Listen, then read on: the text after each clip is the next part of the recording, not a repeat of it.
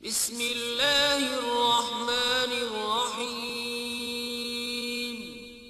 شروع اللہ کے نام سے جو بڑا مہربان نہایت رحم والا ہے۔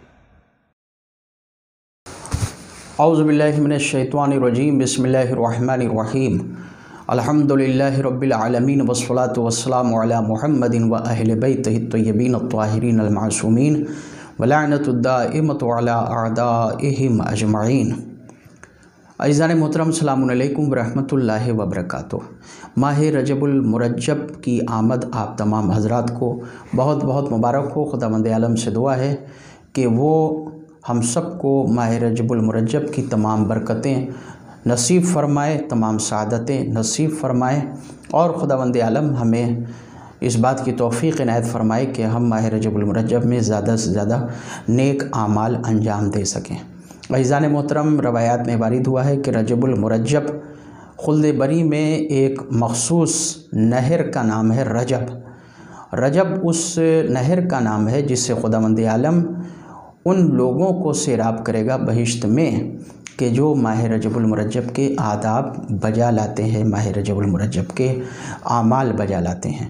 خداوند عالم سے دعا ہے کہ وہ ہمارا شمار بھی ان لوگوں میں کرے جو رجب نامی نہر سے سیراب ہوں گے۔ عزیزان محترم، ہم آج دروس نہج البلاغہ کے سلسلے کی آج کی گفتگو شروع کرنے سے پہلے ہم آپ سے گزارش کرتے ہیں کہ اگر آپ میں سے کوئی بھی ولایت 14 پر ماہ رجب المرجب میں پیدا ہونے والے ائمہ معصومین علیہ السلام یا دوسری خوشیوں کی مناسبت سے آپ کوئی بھی کلام پیش کرنا چاہتے ہیں جو کہ 4 منٹ سے زیادہ کا نہ ہو، اگر آپ چاہیں تو آپ ولایت 14 کو اپنا ویڈیو واٹس ایپ پر بھیج سکتے ہیں، منقبتی کلام، قصیدہ، قطع بھیج سکتے ہیں۔ خاص طور سے چھوٹے بچوں سے یہ گزارش ہے کہ وہ اگر اپنا کوئی کلام ولایت 14 پر نشر کرنا چاہیں تو وہ ہمارے واٹس ایپ نمبر پر بھیج دیں، انشاءاللہ ہم اس کو نشر کریں گے، اور ممکن ہوا تو ہم یوں ہی ان کا کلام نشر کریں گے، اور اگر ممکن ہوا تو ہم درس کے آخر میں ہم ان کا کلام نشر کریں گے انشاءاللہ، تاکہ زیادہ سے زیادہ ہمارے ناظرین اس ماہ رجب المرجب کی بہاروں سے فیضیاب ہوں۔ عزیزان محترم، آئیے گفتگو شروع کرتے ہیں۔ آج کے ایک کلام پر ہم گفتگو کرتے ہیں۔ امام علیہ السلام فرماتے ہیں، یبن آدم اذ رأیت ربک سبحانہ یتابع علیک نعمہ وانت تعصیہ فاحذروہ۔ امام علیہ السلام فرماتے ہیں کہ اے حضرت آدم علیہ السلام کے بیٹے، جب تم یہ دیکھو کہ تمہارا پروردگار مسلسل تمہیں نعمتیں عنایت کر رہا ہے اور تم اس کی معصیت کرتے چلے جا رہے ہو، تب تم کو پرہیز کرنا چاہیے، تب تم کو بچنا چاہیے۔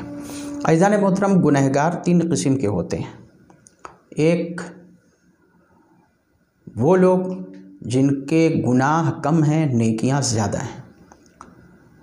دوسرے وہ لوگ کہ جن کے گناہ زیادہ ہیں، نیکیاں کم ہیں، اور خدا انہیں توبہ یاد دلاتا ہے۔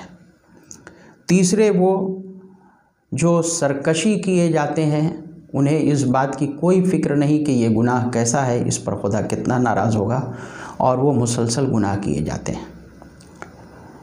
پہلا گروہ جن کا گناہ کم ہے اور نیکیاں زیادہ ہیں، خداوند عالم روایات سے یہ پتہ چلتا ہے کہ انہیں ان کے گناہوں کی سزا اس دنیا میں ہی دے دیتا ہے، تاکہ جب وہ اس دنیا سے جائیں تو ان کا دامن بالکل پاک و پاکیزہ ہو، ان کے نامہ اعمال میں کوئی گناہ نہ ہو، اور جب وہ اس دنیا سے جائیں تو بخشے ہوئے جائیں، مغفور جائیں۔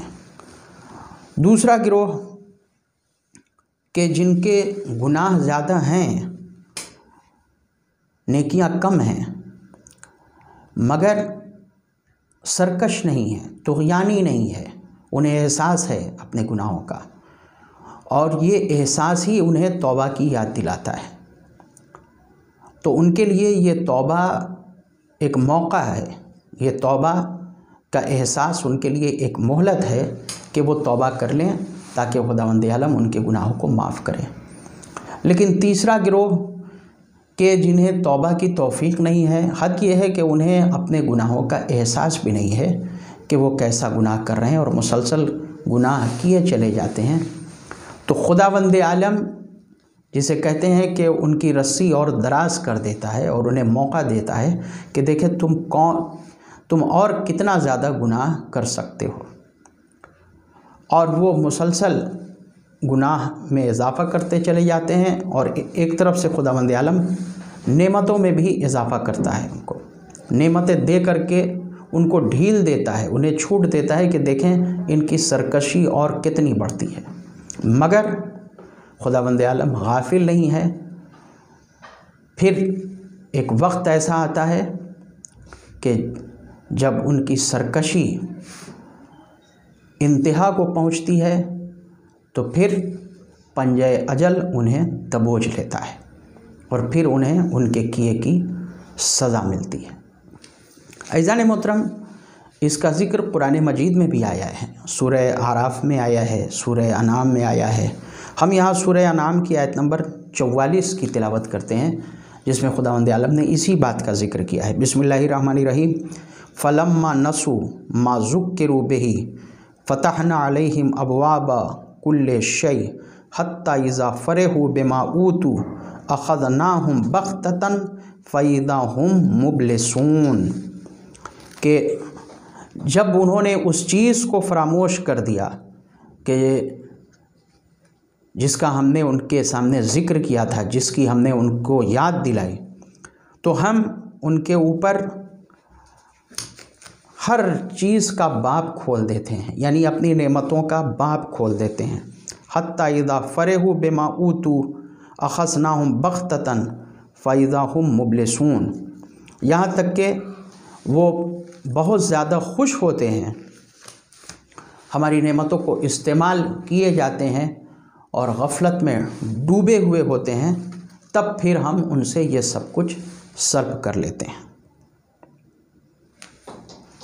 عزیزان محترم، اس سے آیت سے یہ پتہ چلا کہ خداوند عالم نے ہمیں اپنی نعمتیں یاد دلائی ہیں، لیکن جب سرکشی ہماری بڑھتی ہے، طغیانیت بڑھتی ہے بندے کی، تو بھی خداوند عالم ہمیں موقع دیتا ہے۔ نعمتوں کی زیادتی سے ایک طرف یہ بھی ہے کہ ڈھیل دے رہا ہے، لیکن ایک پہلو اس کا یہ بھی ہے کہ ہم اب تو احساس کریں کہ خداوند عالم نے ایسی نعمتوں سے نوازا، مزید خداوند عالم ہمیں نعمتیں عطا کیے چلا جا رہا ہے، تو ہم کچھ تو احساس کریں کہ یہ نعمتیں دینے والا کون ہے۔ لیکن بندے کی سرکشی اور طغیانیت بڑھتی چلی جاتی ہے، پھر خداوند عالم اس وقت ہمیں اپنی گرفت میں لیتا ہے کہ آؤ اب ہم تم سے سوال کریں گے کہ تم نے کیا کیا ہے۔ رجب المرجب حضرت امام علی نقی علیہ السلام کی ولادت کا بھی مہینہ ہے، اور امیر المومنین مولود کعبہ حضرت علی ابن ابی طالب علیہ السلام کی ولادت کا بھی مہینہ ہے۔ گفتگو کے آخر میں ہم حضرت امام علی نقی علیہ السلام سے روایت نقل کرتے ہیں جو آپ نے حضرت امیر المومنین علیہ السلام کے صحابی اور آپ کے خدمتگار جناب قنبر کے سلسلے میں آپ نے روایت بیان کی۔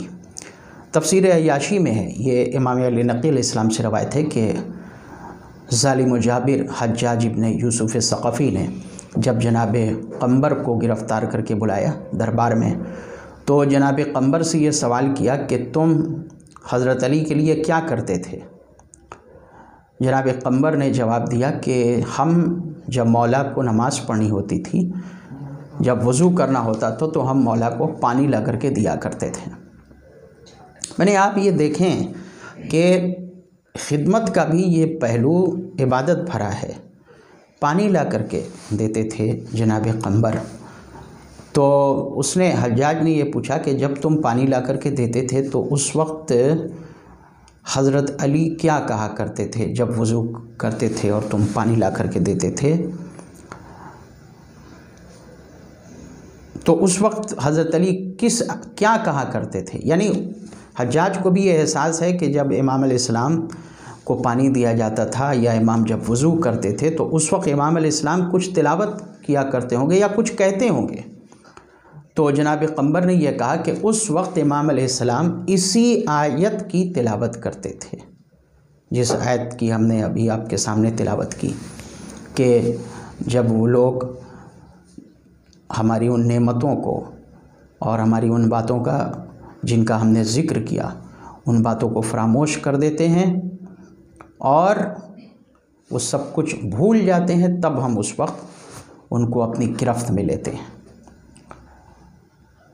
تو حجاج یہ کہتا ہے کہ کیا اس سے حضرت علی کی مراد ہم لوگ تھے؟